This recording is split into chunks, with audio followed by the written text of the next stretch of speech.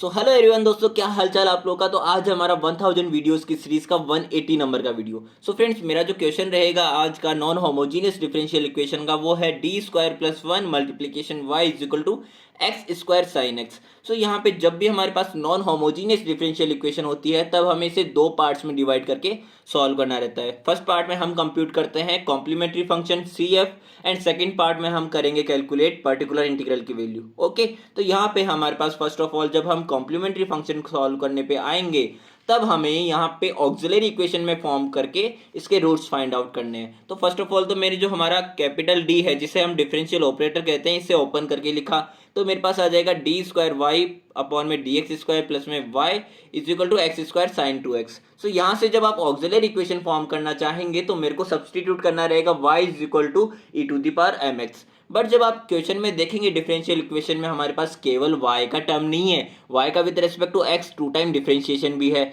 It means मुझे जो हमारा y है ई to the power M X, उसको टू टाइम डिफरेंशिएशन भी करना पड़ेगा। तो जब मैं वन टाइम डिफरेंशिएट करता हूँ y का, यानी कि E to the power M X का, तो मेरे पास आ जाएगा m E to the power M X. And जब मैं टू टाइम करूंगा तो मेरे पास आ जाएगा m square E to the power M x. अब मैंने इन दोनों वैल्यूज को जब हमारी डिफरेंशियल इक्वेशन में रखा तो मेरे पास आ जाएगा M square E to the power M X plus में वाई, यानी कि वाई की जगह आ जाएगा E to the power M X is equal to zero. अब यहाँ से जब आप E to the power M X को कॉमन लेके आरएचएस में भेज देंगे तो मेरे पास जो फाइनल ऑक्सिलरी इक्वेशन बनेगी वो बनेगी m square plus one is equal to zero, जहाँ से मैं कहूँगा कि m square is equal to minus one and m is equal to plus minus iota. यानी कि यहाँ पे जो जीरो है, जो रियल पार्ट है वो जीरो है।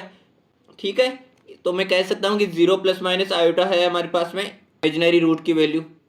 अब जब हमारे पास रूट निकल के आ गया तो हम कॉम्प्लीमेंट्री फंक्शन कैसे लिखते हैं in case of imaginary roots. हमारे पास में सी एफ होता है ई टू द पावर एक्स का कोफिशिएंट आ जाता है रियल पार्ट, जो कि हमारे पास जीरो है, and c one cos x, x का कोफिशिएंट आता है यहाँ पे इमेजिनरी पार्ट। तो यहाँ पे आयोटा का कोफिशिएंट मेरे पास वन है, तो मेरे पास c one cos x plus में as it is c two sine x, यहाँ पे भी एक्स का कोफिशिएंट एज इट इज। तो यहाँ पे मेरे पास फाइनली जो कॉम्प्लीमेंट्री फंक्शन की वैल्यू निकल के आएगी वो आएगी सी वन कॉस एक्स प्लस में सी टू साइन एक्स। सो इसका हाफ पार्ट हमारे पास कंप्लीट हो चुका है। जो सेकंड पार्ट है पर्टिकुलर इंटीग्रल की वैल्यू कैलकुलेट करने का, वहां पे हमारे पास में पर्टिकुलर इंटीग्रल वैल्यू कैलकुलेट करने के लिए जो जनरल फॉर्म होती है वो होती है P I is equal to one upon में F of D R X, यानी कि फंक्शन ऑफ डिफरेंशियल ऑपरेटर हमारे पास लास्ट पेज में क्या था, डी स्क्वायर प्लस वन। ठीक है, एंड हमारे पास आर एक्स की वैल्यू क्या आई थी, x square sine two x, जो कि हमें क्वेश्चन में गिवन था। अब देखिए यहाँ पे जो हमारा साइन टू एक्स है, इसको अगर आप आइलर फॉर्मूला से देखें तो यहाँ पे आइलर फॉर्मूला हमारे पास क्या होता है, ई to the power iota X is equal to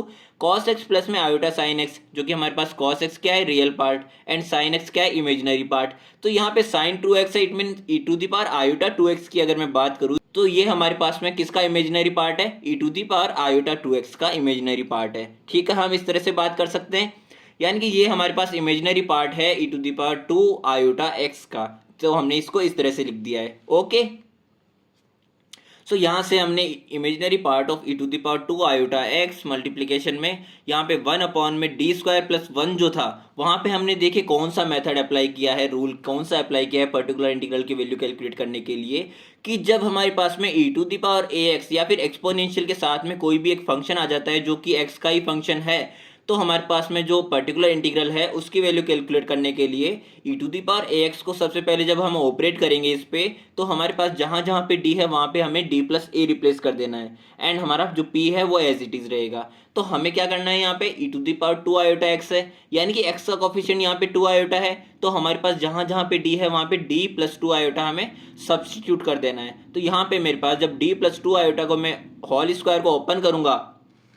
तो मेरे पास आ जाएगा डी स्क्वायर प्लस में फोर आयोटा स्क्वायर प्लस में फोर आयोटा डी प्लस में वन मेरे पास as it is, and E to the power two iota X मेरे पास आगे आ जाएगा। सो यहाँ पे मेरे पास में जब आयोटा स्क्वायर को हम ओपन करेंगे तो यहाँ पे आयोटा स्क्वायर क्या होगा, माइनस वन, तो मेरा माइनस वन जो आएगा वो फोर से मल्टीप्लाई होगा, तो माइनस फोर प्लस वन क्या आ जाएगा, माइनस का थ्री। ओके, अब देखिए यहाँ पे मेरे पास जो फाइनल जो टर्म बनेगी वो हमारे पास imaginary part of E to the power two iota x multiplication में वन अपॉन में D square minus three plus में four iota D, and numerator में हमारे पास आ जाएगा एक्स स्क्वायर। अब जब हमारे पास में आर एक्स की value x to the power n, यहाँ पे एन की वैल्यू क्या है, टू है, तो इस फॉर्म में होता है, तब हमें इसको किस तरह से सॉल्व करना रहता है पर्टिकुलर इंटीग्रल की वैल्यू कि हमें जो यहाँ पे डिनोमिनेटर में लीडिंग टर्म है उसको हमें यूनिटी में कन्वर्ट करना पड़ेगा एंड देन हम उसको न्यूमरेटर में लेके जाएंगे। तो यहाँ पे मेरे पास में जब मेरा यहाँ पे 3 बन रहा था ना, तो हमने माइनस का 1/3 यहाँ से बाहर ले लिया है। तो यहाँ पे मेरे पास में -3 जब मैंने बाहर निकाला डिनोमिनेटर से,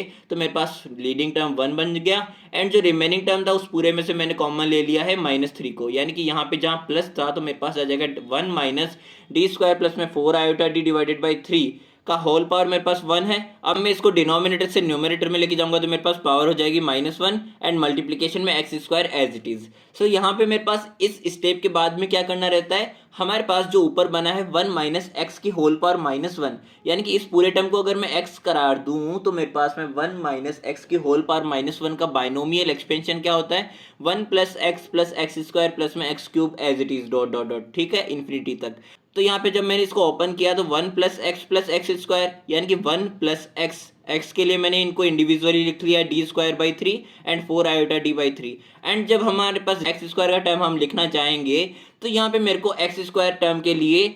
इनको डी स्क्वायर को जब आप स्क्वायर करेंगे तो डी की पावर 4 आएगा एंड यहाँ से जब आप स्क्वायर करेंगे तो अगेन यहाँ पे मेरे पास क्या आएगा 4 आयोटा स्क्वायर डी स्क्वायर। तो यहाँ पे आपको जब एक्स स्क्वायर को अंदर मल्टीप्लाई करना होगा ना, तो देखिए यहाँ पे जब मैं एक्स स्क्वायर का 1 टाइम डिफ्रेंशिएट करूंगा तो मेरे पास आ जाएगा 2x एंड जब 2 टाइम करूंगा तो मेरे पास आएगा 2 एंड 3 टाइम करूंगा तो मेरे पास कांस्टेंट का 0 आ जाएगा। तो इट मीन्स यहाँ पे 2 के ऊपर जो भी मेरे पास टर्म बन रहा है डी स्क्वायर का वो मेरे पास यूजलेस है। तो यहाँ से मैंने जो हमारा फाइनल टर्म बना था 16 iota square D square by 9, इसके अलावा कोई भी टर्म यहाँ से मैंने एक्स स्क्वायर से नहीं लिखा है, ठीक है, क्योंकि उसकी वैल्यू ऑलरेडी क्या है हमारे पास 0 है एंड मल्टीप्लीकेशन में एक्स स्क्वायर मेरा एज इट इज। यहाँ से मैंने पहले तो वही लाइन जो लास्ट पेज पे आई थी वो लिख दी है एंड सेकंड पार्ट में हमने एक्स स्क्वायर को अंदर मल्टीप्लाई कर दिया है। तो यहाँ पे मेरे पास में एक्स स्क्वायर का जब आप 1 टाइम डिफरेंशिएट करेंगे तो क्या आ जाएगा 2x एंड 2 टाइम करेंगे तो मेरे पास क्या आएगा ओनली 2 रहेगा एज इट इज। यहाँ से भी मेरे पास 2 टाइम क्या रहेगा 2 रहेगा, ठीक है। तो देखिए यहाँ से जब हम फाइनली इसको सिंप्लीफाई करेंगे क्या आएगा, imaginary part of cos 2x plus में आयोटा sin 2x, हमने इसको ओपन कर दिया है आइलर फॉर्म को, ठीक है, डिवाइडेड बाई -3 एंड मल्टीप्लीकेशन में मेरे पास आ जाएगा एक्स स्क्वायर प्लस में 8 iota x divided by 3 minus में 26/9। ओके, अब देखिए मुझे यहाँ पे इमेजिनरी पार्ट चाहिए ना इसका, तो मैं जब इन सभी को ओपन करके मल्टीप्लाई कर दूंगा ना आपस में cos 2x and iota sin 2x से, तो यहाँ पे जहां पे आयोटा स्क्वायर का टर्म बन रहा है वो तो मेरे पास क्या हो जाएगा -1 बन जाएगा, यानी कि आयोटा जिसके साथ में यहाँ पे इंगेज्ड है जिसके साथ में आयोटा, हमें केवल वो पार्ट चाहिए। तो यहाँ पे आयोटा के साथ में मेरे पास में जब मैं इसको सेग्रीगेट करूंगा तो आएगा sin 2x s square -26/9 sin 2x and यहाँ पे आयोटा के पास मेरे पास रहेगा 8x/3 cos 2x। अब इन तीनों चारों टर्म्स को मैंने यहाँ से अलग निकाल के लिख दिया है। तो मेरे पास फाइनली जो हमारे पास पी आई की वैल्यू, पर्टिकुलर इंटीग्रल की वैल्यू निकल के आएगी वो आएगी 1/3 माइनस का and x square sine 2x minus 26/9 sine 2x plus में 8x/3 cos 2x, जो कि हमारे पास जब हम कंप्लीट सॉल्यूशन लिखने जाएंगे नॉन होमोजीनियस डिफरेंशियल इक्वेशन का, तो हमें क्या करना रहेगा, y is equal to complementary function plus में पर्टिकुलर इंटीग्रल, दोनों की वैल्यूज को सम कर देना पड़ेगा। सो यहाँ से मेरे पास में जो लास्ट पेज पे कॉम्प्लीमेंट्री फंक्शन की वैल्यू आई थी c1 cos x प्लस में c2 sin x and particular integral की वैल्यू जो आई है हमारे पास, उनको मैंने यहाँ पे लिख दिया है। सो ये है हमारा आज का सॉल्यूशन। मिलते हैं हमारे नेक्स्ट वीडियो में।